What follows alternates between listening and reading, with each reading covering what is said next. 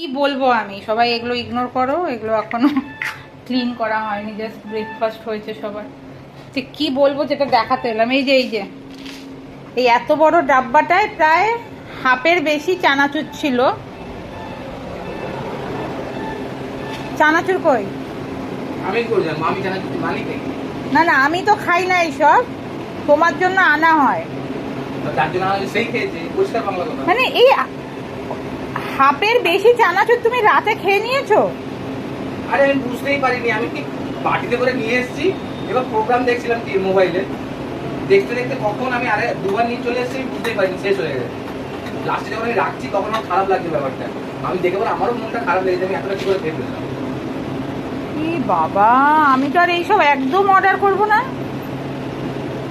না, আমার তো কিছু হয় না, না তোমার না, আমি খাই না, আমি ভাবি যে তোমার ভালো লাগে, মাঝে মধ্যে আমি একটু করে দিই বাটিতে, যে ভালো লাগে খাবে।